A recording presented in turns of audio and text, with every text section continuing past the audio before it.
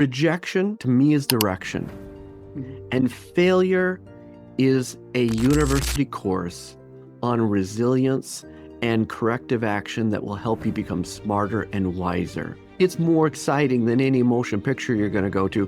Follow that journey. It is a page turner. You're listening to Rise from the Ashes podcast.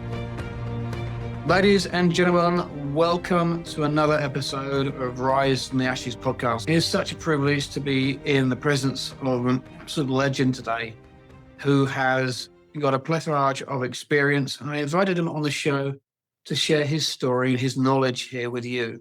His name is Bill Dolan, and he is in the West Coast of America. Bill, please introduce yourself to the world. Tell them who you are and what you do. No, thanks, Baz. And it's great to be here. Great to actually meet you for the first time, because I'm one of your fans, by the way. And I think you're a legend. So maybe that between the two of us, this is going to be a great program.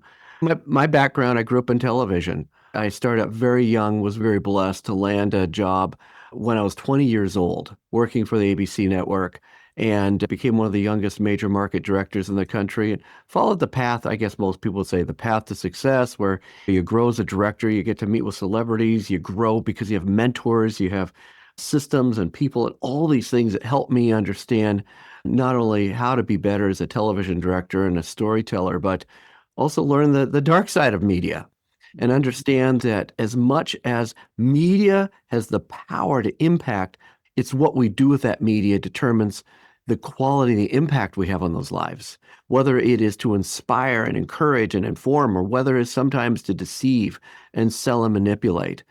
And so media becomes a platform that, if it's in the hands of people with integrity, heart, and the values that are going to make the world a better place, it is powerful. There's nothing to be afraid of. But I think we have to be very vigilant about it. I ended up leaving after marrying my high school sweetheart, starting a family, and then exploding into the entertainment space. And I had a ball. I really did. I had a ball. I was traveling. I was working with great projects, great people. But then I became somewhat of an absentee father and husband. I was modeling the behaviors I saw in others. Buy a big house, big checks, send the kids to private school, and everything's okay. But I realized that the greatest gift I could give to my family was my presence. Mm-hmm. But I didn't quite get it. I really didn't. I'd love to tell you I was really smart. I didn't get it. And then my life changed dramatically on January 28th, 1999, as I was flying to do a deal in Nashville. And in about 20 minutes in the flight, my heart stopped. And there's obviously more to the story and more to the outcome and everything like that. But I'll just say this. I think all of us sometimes need a 2x4 moment. It's a wake-up call. And for me, it was a wake-up call. And it's awakening that I continue to walk through every day to say, what are the lessons I learned? Who is it that I need to aspire to be the best version of myself, to realize my destiny? And that ultimately led to our agency, Spirit Media, and the writing of the book, 7 Disciplines. You see the acronym back there, the 7 Disciplines of Relationship Marketing, because I learned that life is not just about business and success scores. Life is about so much more. And when we start to understand that, embrace that, we go from chasing happiness to living a life of fulfillment. And that's my prayer.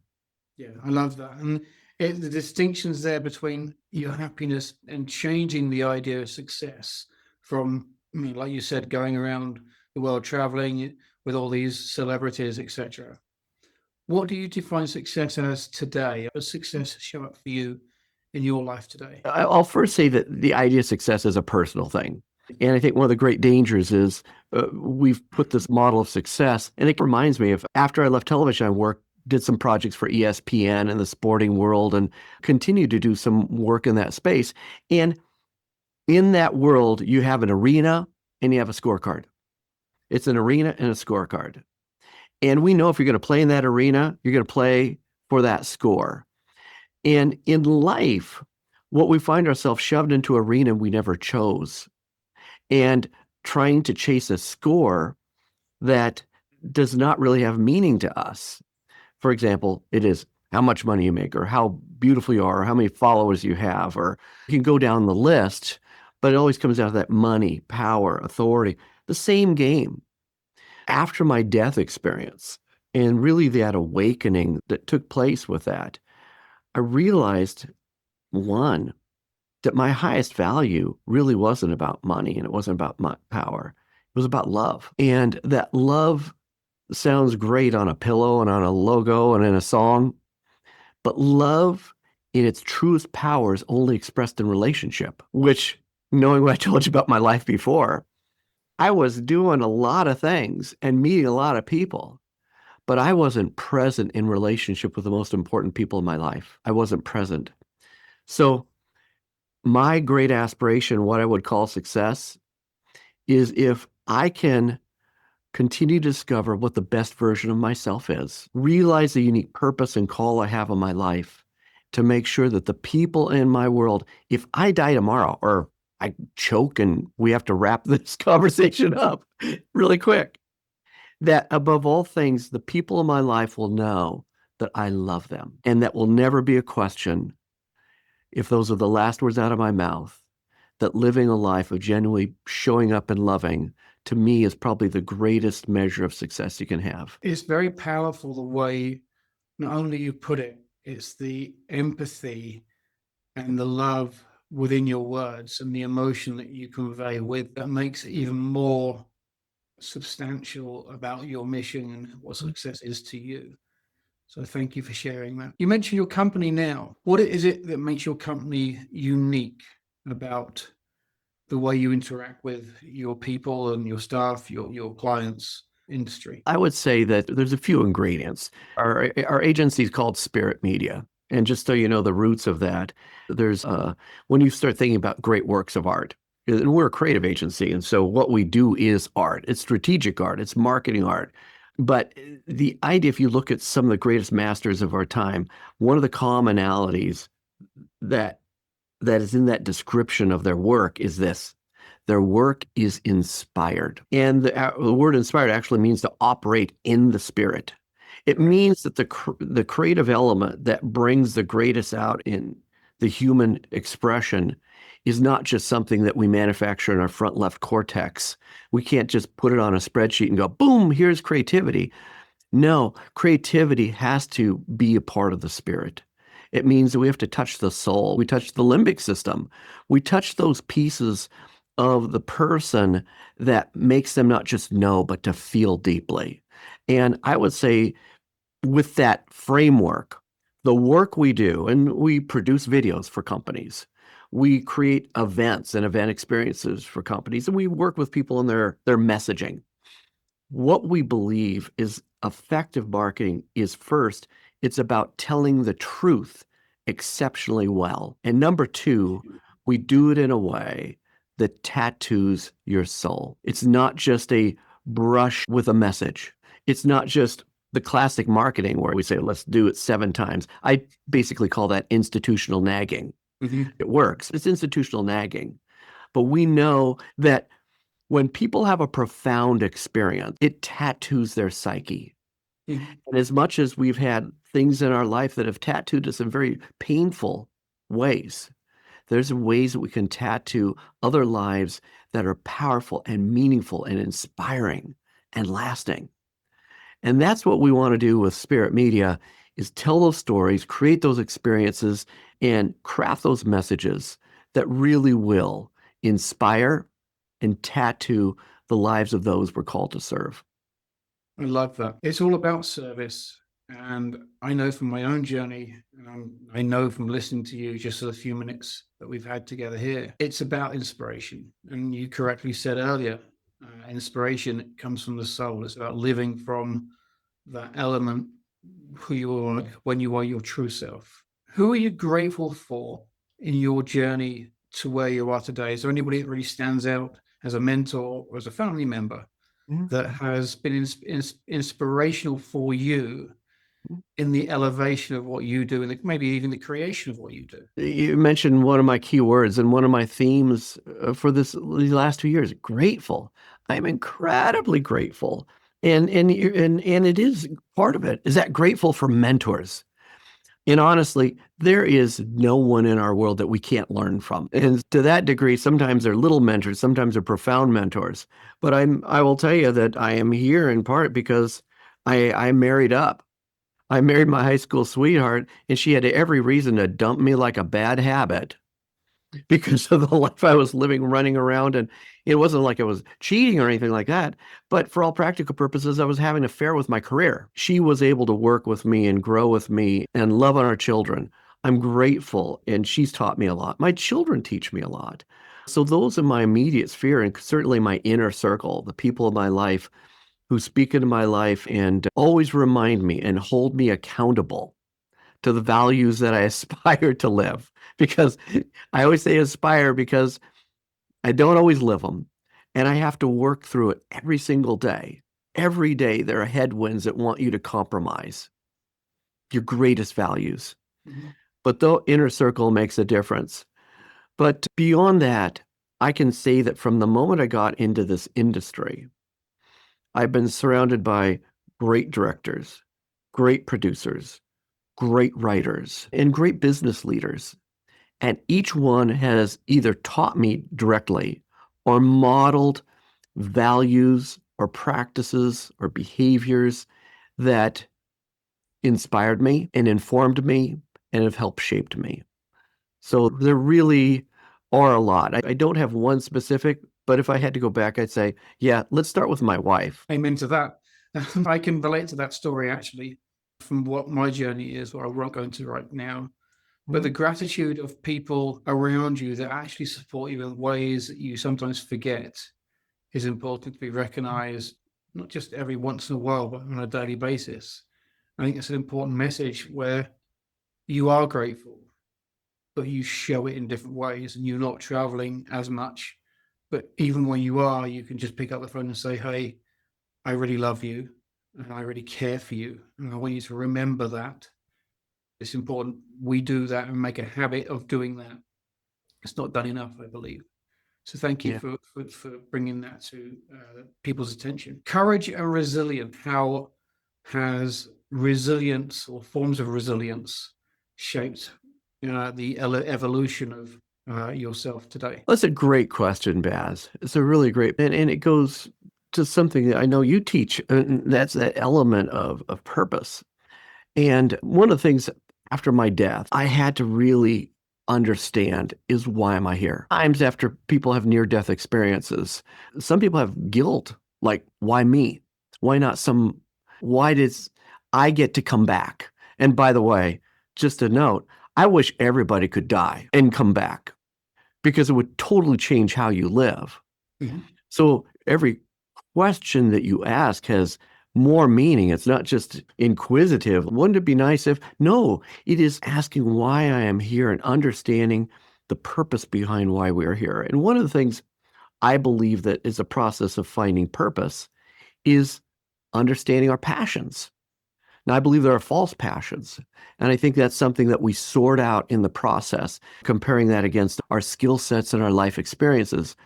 But when we find that passion that aligns and truly does become a piece of our purpose, that's where resilience comes in. Because just living and trying to live well comes with obstacles, comes with failure. And some of those obstacles are in our own heart and mind. Forget the rest of the world telling you you can't do this. And to overcome those obstacles usually is, I think, rooted in passion. Because I think that passion is like that fuel that's inside that continues to rev the engine of your heart. And no matter how many times you hit the wall, that resilience to press through because you say, one, I don't just want to, I need to. I know that I don't just think this is a good idea. I know I'm called to it. And I believe this is the essence of why I am here, the way I can serve, and the impact I can make in the world. When you get that and you have that conviction and that passion aligned with purpose, you're resilient. You Mhm. figure out how. And you get beat, you fall, you fail, and you get up again, and you get up again, and you get. And I will tell you, my life is a trail of failures. I am not a tall man, but I know that when I fall flat on my face, guess what? I'm about 5.5 feet closer to my goal. So that's happened time and time again. And that has really been, I think, the key to resilience. And that also leads to that courage piece. Because when you really believe that this is where you're supposed to be, and that's a breakthrough, it also means that the aspiration of the greatest version of yourself is scary. Because the gap between who we are and what we're called to become in the process of getting there, we don't always see that. And we don't like the unknown. We don't like that dark space of the unknown to walk in and to grope around. We think about when we're in school. We talked about school systems earlier. We're taught that we're supposed to know the answer to everything. And if you don't know the answer, Billy, you're going to have to go in the corner. Or Billy, you didn't study well. Or Billy, you're not going to realize your potential. Guess what? Little Billy doesn't know the answer to a lot of things. And the process of, though, becoming that person that knows that is scary. And the only way you're able to break through that, hopefully, fueled by passion and purpose, we rise to the courage to step into the unknown, to become the person we need to be to realize our greatest destiny. And that combined with the resilience, that's the breakthrough. And by the way, it's not a pretty process. We always talk about the story of the butterfly. Butterflies are beautiful. Oh, we love butterflies. Look at it. They go in their cocoon and then they come out and they fly and all that. If you look at the story of a cocoon and a butterfly, they grow up as this little pupa thing and just eating because they're like teenagers. They just eat a lot of food in preparation for the transformation. And we consume a lot in preparation. But once you go into the cocoon, what happens? The first thing that happens is your digestive juices turn on you and they start dissolving away everything that you found familiar, like these fake legs and parts of the organs that aren't necessary anymore. And now things get transformed. It is a terrifying, hideous process. It's a good thing they go in a cocoon, because if we had to stare at that, it'd be like a monster movie. And it plays out every day in the relationships we have. And so if we were able to, one, understand the process, give ourselves grace for the transformation we're going to make, and give other people grace for the transformation they're making, and believe for the butterfly, believe for the destiny that they will be, we can tolerate the fear. We can tolerate the discomfort, sometimes the ugliness of the process, because deep down we can celebrate the outcome of the process. I love that. You mentioned something there earlier about the transformation and the uncertainty. I've learned in my experience, and I've heard it from many people, entrepreneurs, business owners grow the best when they're on the path and they don't know the next step. But what happens on that process, and so if you've experienced this, have you learned to trust the pathway? Have you learned to go, despite what you're seeing, to learn to trust what's internally within you, going, I know this is the way.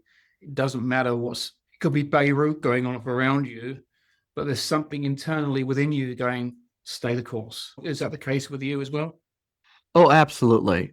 I think the one thing, and it comes with age. When I was younger, I would have answered it differently. Oh, no, don't want to do that stay the course thing, because you get to something. It's like those automatic vacuum cleaners that robots that they hit a wall and they boom, go over here, and they hit a wall and go over here. And a lot of us, until we're confident in the path, we look like that little Roomba bouncing from wall to wall. Yeah. But once you recognize and get clarity about that purpose, and again, that passion that presses you through it, it means that, yes, you're going to hit that wall. It's not going to be considered, though, an obstacle. Rejection, to me, is direction. Mm-hmm. And failure is a university course on resilience and corrective action that will help you become smarter and wiser for the next step. And so that path, where most people would say, oh, it's rocky and rough, guess what? That's the path will help me become what I need to be and teach me what I need to learn. So I do love the path and I do embrace it. It's literally, we go to movies to watch these exciting page turners and what's going to happen next? Follow the path. It's more exciting than any motion picture you're going to go to. Hopefully not as much explosions and things like that, but trust me, follow that journey. It is a page turner. Is it, when you were leaving your media career, your corporate media career, was there any doubters or haters or naysayers you had from there? And if there were, is there anyone you can go back now without naming these people? I don't need to do that because naming shaming, that's not what this is Yeah. about. But just could be. But anyway, is there anything you would like to say to these people to say, look, I'm doing this. I'm not faking what I'm doing. I'm a representation of my ideal life. I am my pinnacle of success today, even though you said it couldn't be done. I'll say probably the biggest naysayer was me. That was probably the biggest obstacle, because when I left broadcast television, I'd been in that career for 12 years. I don't have any glorious story like that. I had an inglorious departure. Just try to tell you the short version of it. Please. I told you I married my high school sweetheart, and we had our first child. I won't say names. I'd leave my family out of it. They haven't given me permission to tell their story. So we have our first child. We have our second child. Our third child came as a pair. So during that time, I was starting to do some freelance work and really start what I decided I was going to do this as a vehicle for my wife to have the freedom to do what she wanted to do with her career, with her life, with the children. I want the kids to have opportunities. I want our kids to have a good life. So I was doing all these other things, and our business was growing while I had my career. Then when my wife gets pregnant, she comes to me, she goes, and she knows me really well. She goes, Bill, I know that you've got a lot of things going on, and you have 6 months of paternity leave that you could take. I need your help. Seriously, I need your help. I'm going to have a 5-year-old, a 3-year-old, and newborns in the house. I need your help. She couldn't have said it more clear. Sign language, poster, billboard, put it in the air. And I'm like, oh, yeah. Oh, of course. Yeah, yeah. So I go into the TV station where I'm working and talk to the production manager. I said, look, I want to take some time here to be with my wife and kind of help the kids. And he goes, oh, Bill, don't you realize how hard that would be for the station? Think about your clients. Right now, you're directing the #1 show in the market in its time slot. You also have commercial clients. What's going to happen if you leave? What's going to happen if you're gone? And I'm going, I am totally delighted. Oh, that's right. How unemotionally intelligent can you be? Yeah. You look at me and you might go, that's an intelligent man. Guess what? I wasn't. I did lip service. I didn't get it. Mm-hmm. So I came home thinking I can do all things, by the way, because I'm, invincible. I said, hey, hon, I walked in the station. Don't worry. I'll be here to help. I'll be able to do whatever we need. She knew me better than that. And as soon as I said that, it was like putting a knife in her heart. Yeah, that's I didn't quite get it. I was so blind because I was just like, go. That's where my head was. Go. I can do all things. And what ended up happening is I took that brief little thing, came back, had no idea what it was like to have a home with a 5-year-old, 3-year-old, infants. It was literally like walking in our home was like walking into an episode of National Geographic. It was like monkeys swinging from the vines and stuff and things eating each other. And it was a mess. And I was not sleeping, as my wife was not sleeping very well. So I'm going back to the television station. I'm directing my shows and doing all my projects. I was physically exhausted and I was emotionally exhausted. And one day, because I was a very high energy, if you can't tell, I was a high energy director, doing my show, and I irritated one of the writers. And in the middle of a commercial break, he goes, shut up. He said something very disrespectful. Normally, and I know the writers, they've been working all night. They're irritable people anyway. I would just deal with it. I said, what did you say? And he was in one of those moods. He came over while I still had my headsets on. I'm standing at the control booth. We're in a commercial break. And he poked me in the chest to say, I said, just tone it down. And when he touched my chest, a Hulk came out of me and helped him to the floor. And I walked out the next day with my last check from that facility. That was my 2x4 moment. Yeah. That's when all of a sudden I could see how I stabbed my wife. I could see how I'd let her down. I'd see how I'd let my priorities become shifted the wrong way. I could see how I was blinded to the emotions and the needs of the people that I cared about most of my life. And I remember coming home and apologizing to my wife and literally getting on my knees and praying that I didn't lose my home, that I didn't destroy my kids' futures, anything like that. But I will say this, at that point from that wake-up call, our life and our business literally exploded in the most beautiful way. I could not have told you how successful things emerged from the ashes of that moment. And I always hold on to that because I think a lot of people spend so much energy trying to avoid the pain of difficult circumstances and not realizing that from those ashes, even as you've experienced those things, miracles literally come sometimes out of tragedy. And if we open our eyes and look up instead of just down at our own circumstances, we'll see opportunities we might have never realized before. I love that. And you mentioned something really powerful there. 1, grace. 2, gratitude. 3, it's the opportunity of more. These 3 things in any life, not just in business or entrepreneurial journeys, but in any life, if you start to notice these things as you experience from your right at the ashes moment, it's a game changer. And it changes not just your perception in that moment, but as you stand up and go, okay, what the hell was that all about? You're good down there because you're speaking to a previous version of yourself. What's really going on? And that's not just building resilience, that's nurturing it and stepping into the partly the unknown. But it's more than that. It's partly the authentic self that you've been blind to because of other aspects that you've been led to believe the truth. And this is the part that I love, because now you can start dreaming. Now you can start creating your life. And for many people, that happens at 1 point, 2 points in their life. One was that experience of leaving the industry. Then the plane incident when your heart stopped. Then learning to listen to your family, your wife. These are 3 pinnacle points in life that led you to where you are today. Is there any 5 tips you can give the listeners that you've learned in resilience or in rebuilding themselves? What are the 5 go-tos for you that you could give advice to? Well, it really, I would say, come down to what I would call the first discipline in my book, and knowing yourself and trying to understand those questions of why you're here. Why have you been given the gift of breath today? In all practicality, I didn't earn my breath today. I can't even say I deserve it.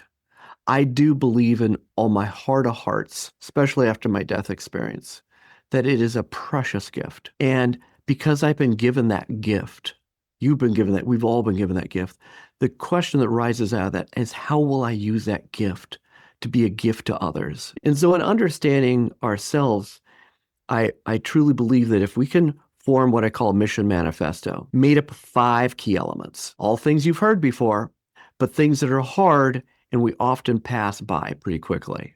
But it demands that we ponder it, we pray about it, we dig deep, and we document it, and we pursue a life of living it. And the first one is that idea of purpose. Why am I here? Now, I believe that there's 3 ingredients. You've got some great things you teach about finding purpose. Purpose isn't easy to find, but it's not because it's not there. For me, I believe I use a compass version. I call it the authentic purpose compass. And that really has to do with, what are your passions? Let's find out what are those things that just burn inside you. That it's not just a want. It's not just a wouldn't it be nice if. It's the kind of thing that you almost tear up thinking about living for. And you might even tear up thinking if you can't live for it. That's passion. But along with passion, recognize that we all were born with different aptitudes. So when you understand those aptitudes, what are your giftings? And combine that with your passions. A lot of people have passions for which they don't have aptitudes. And we call those hobbies. Those are enriching life experiences. But those are hobbies if you have no aptitude for it. But if you have aptitude and you have passion, you've got a clue there. But there's a third piece, and that is life experiences. If we actually start paying attention more, instead of just running down the freeway of life with just a blur of billboards zinging past us, but actually paid attention, you'll start to see what I call the compass towards that purpose. From that framework becomes the next step, and it's missions. Now, a lot of people say mission, like I work in corporations, and they put their mission statement on their wall. Here's our mission, whatever like that. When I died, I just let you know, I grew up Catholic, and after people have death experience, they often, if they weren't a little spiritual before they get spiritual, and I went back, and one of my mentors is Jesus. I wanted to know, of all the people that changed the world, this Jesus person did a lot of fascinating things, and maybe one of the greatest marketing genius in the world. And I say that respectfully. And when you start breaking down his life, as well as the life of others who have done profound things, they don't have a mission. They actually have mission. It's like a military scenario. We say, here's the purpose, but here's the missions we must accomplish.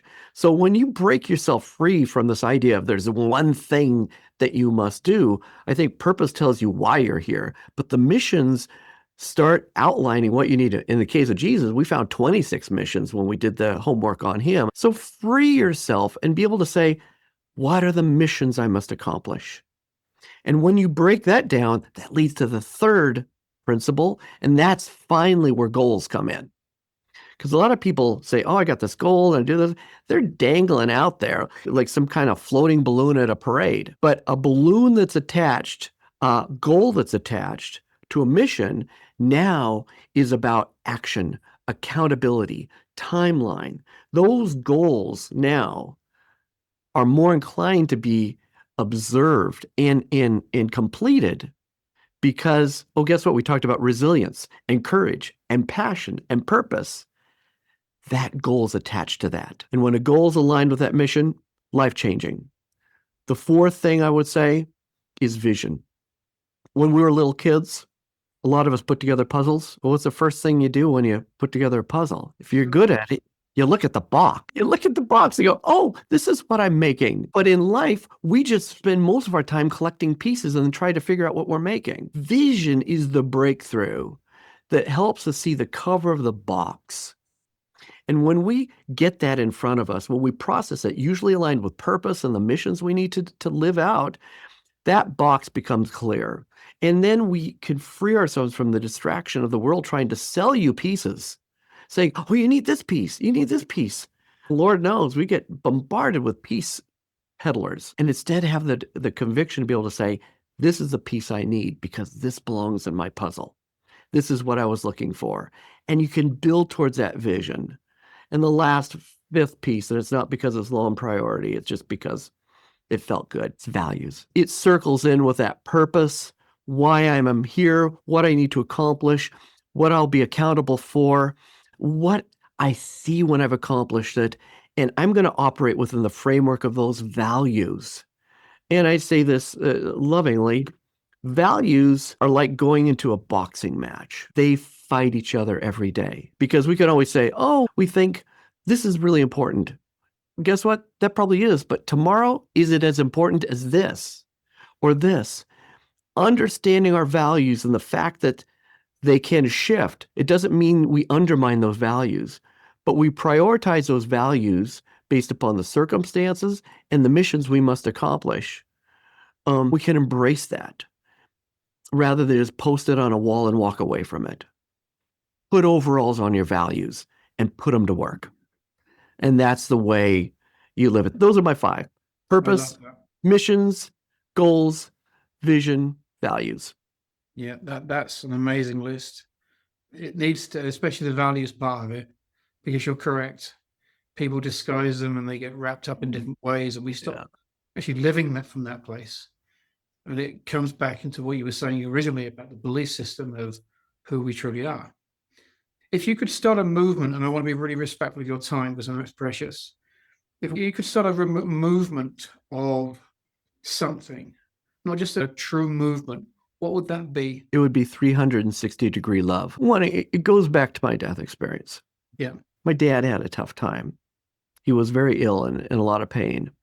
And it was tough for me growing up. And in many cases, the things that he said in his darkest times were the whispers I continued to echo in my own heart about who I am and what my value is to this world. And I used to think, man, if I ever died and saw God, he was going to tell me what a failure I was and how I really messed up. what a disappointment I was. So a lot of us talk about life and eternity and all these things, but I will tell you, secretly, I did lip service about that, but I didn't want to meet God. And then I did. And my experience was that when I crossed the threshold of eternity, I met the embodiment of pure love. I met the embodiment of something that doesn't just know us and doesn't just like us, but is madly in love with us and is our biggest cheerleader and is there hoping for us and dreaming for us and shedding every tear with us. And when I came away with that breakthrough understanding of the divine, I realized that for us to live that would be one of the most powerful ways to transform this world, because we live in a world where we hear the constant echoes of being unworthy and unloved and unvalued, when that is a lie. So if we were to start with one, recognizing a relationship with the divine, and then recognizing a relationship with ourselves, then it frees us to be able to love others, to give grace to others.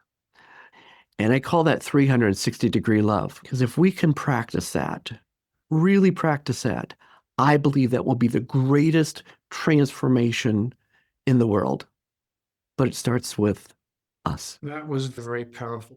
And I want to thank you for your time, your love, your energy. Anything you'd like to add for the audience? I know you mentioned earlier you have an up-and-coming book. Would you like to share that with them? I appreciate that, Baz. Thanks. I think if people want to learn more about, one, my death experience, the resurrection experience, but also how it applies to business and life, and the 7 most critical disciplines that I see modeled in relationship marketing, they may be interested in getting my book, The 7 Disciplines of Relationship Marketing. It's available on Amazon. And I also have a digital course where I teach that. And then I coach and do keynotes on it as well. But I think that is the nucleus after my death experience and what I learned in marketing and life. That right there, it's short, it's simple, but I think it's transformational. And it talks a little bit more about what 360-degree love looks like in life and business. I love that. Thank you very much for your time, Bill. It is truly a privilege to be here with you today. Thank you for spending it with me and sharing your story. Thanks, Baz. You're welcome. For myself, thank you very much for joining us on this episode. Remember to share it. You'll change someone's life. If you're not subscribed, please subscribe. It doesn't take much. It's free, and it will help someone else get this message out there from Bill. Have a blessed day. Be the divine gift that you truly are. And remember, you are rising always from the ashes.